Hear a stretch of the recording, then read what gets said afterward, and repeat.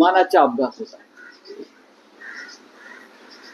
पण सरकारच्या चेहऱ्यावर मला दुःखाची एक रेषाही दिसत नाही, वेदना दिसत नाही, पश्चाताप दिसत नाही. रेल्वेचा अपघात टाळता येत नाही, पेलगावचा हल्ला टाळता येत नाही, अहमदाबाद सारखा भयंकर विमान अपघात टाळता येत नाही, मग यांना टाळता काय? या देशाचं दुर्दैव आहे की इतक्या अशा प्रकारचं एक उत्सवी राजाचं सरकार या देशामध्ये आहे. जगातला सर्वात मोठा हा प्लेन क्रॅशची दुर्घटना आहे. त्यावर परिस्थिती काय उद्धव ठाकरेंनी शोक व्यक्त केला. अत्यंत संपूर्ण देश शोकमग्न आहे. एअर इंडियाचं विमान ड्रीमलाइनर कोसळणं ही या देशामध्ये हवाई वाहतूक करणाऱ्या प्रवाशांसाठी चिंताजनक आणि अस्वस्थ करणारी घटना आहे. अत्यंत सुरक्षित समजला जाणारा हे ड्रीमलाइनर ते टेक ऑफ नंतर एका मिनिटाच्या आत कोसळतं आणि त्यातले एक प्रवासी वगळता 241 प्रवासी मृत्यू पावतात.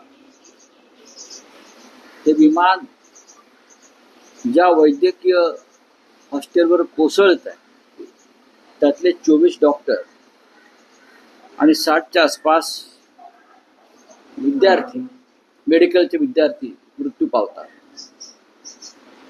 राख रांगोळी होते. गुजरात राज्याचे माजी मुख्यमंत्री विजय रुपाणी, जे माझे सहकारी होते राज्यसभेत, त्यांचंही त्यात निधन झालं.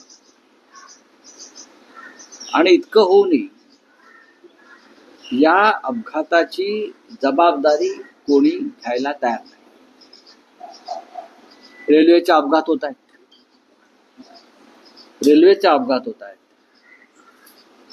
बेलगाम सारख्या दहशतवादी हल्ल्यामध्ये लोक बळी जात आहेत. विमानाचे अपघात होत आहेत, पण सरकारच्या चेहऱ्यावर मला दुःखाची एक रेषाही दिसत नाही, वेदना दिसत नाही, पश्चाताप दिसत नाही. कालच्या विमान अपघाताचं कोणीही राजकारण करू नये, कारण जे मृत पावलेले आहेत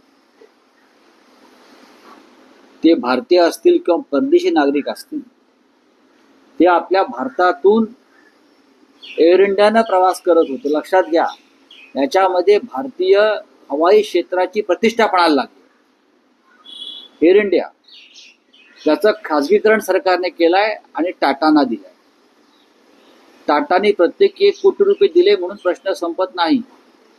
इतका मोठा तांत्रिक बिघाड, जे विमान लंडनला चाललेलं आहे, दोन्ही इंजिन्स बंद पडतात. मी त्यातला एक्सपर्ट नाही, दोन्ही इंजिन्स बंद पडतात.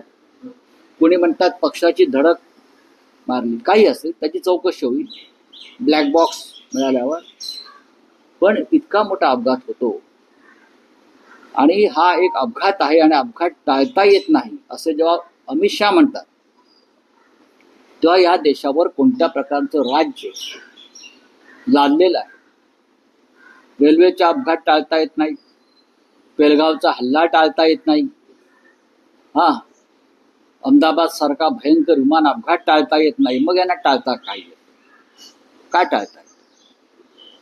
मी परत सांगतो, आम्हाला या विषयात राजकारण करायचं नाही. ड्रीम लाइनर जेव्हा विकत घेतले तेव्हा त्या ड्रीम लाइनरच्या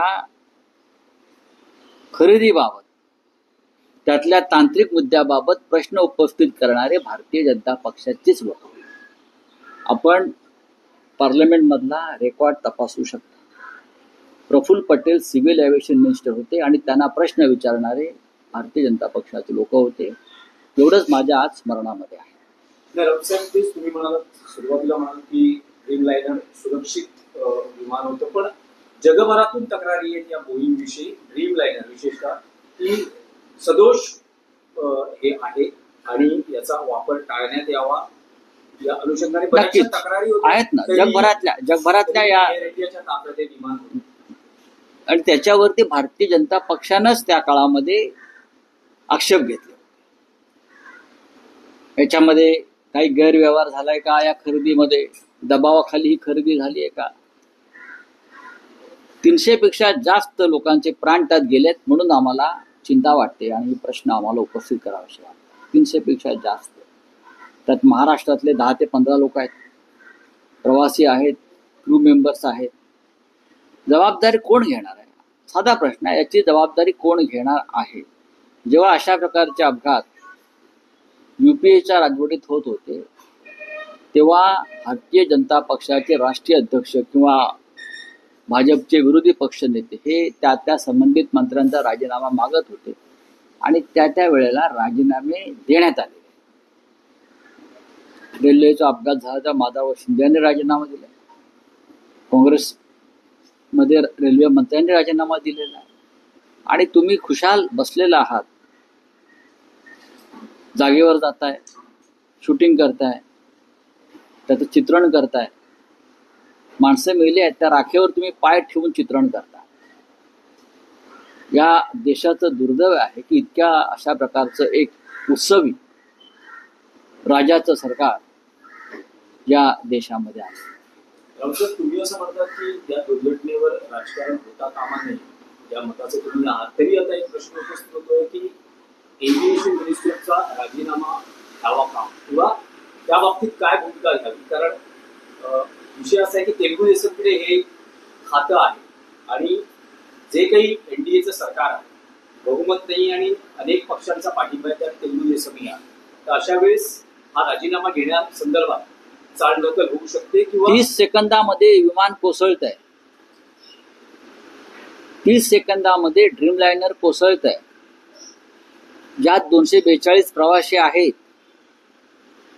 30 सेकंदामध्ये विमान कोसळत आहे, याचा अर्थ ते विमान उड्डाणासाठी तंत्रज्ञानी त्याला ओके केलेलं आहे. त्याशिवाय विमान उडणार नाही लंडनला जाण्यासाठी. तरीही 30 सेकंदामध्ये विमानाची दोन्ही इंजिन्स बंद पडतात. सोशल मीडियाच्या भाऊ गर्दीत विश्वासार्हतेने चकाकणारे नाव म्हणजे लेट्सअप मराठी. सगळ्यांना, सगळ्या नागरिकांना ती स्पीच, ती लेट्सअप वरील मुलाखती म्हणजे विचारांचा खजिना. त्यानंतरच्या निवडणुकीमध्ये मला सोडून गेले. बातम्या केवळ वस्तुस्थिती सांगणाऱ्या, न प्रोपगंडा, फक्त जनतेचा अजेंडा. क्योंकि आने वाला कल जाने वाला है, जाने वाला कल आने वाला है. राजकारण, मनोरंजन असो की क्रीडा क्षेत्र, महाराष्ट्राची स्पंदने संवेदनशीलतेने टिपणारे माध्यम म्हणजे लेट्सअप मराठी. जगासोबत एक पाऊल पुढे राहण्यासाठी लेट्सअपचे ॲप, सोशल मीडिया आणि वेबसाईट सोबत कनेक्टेड रहा.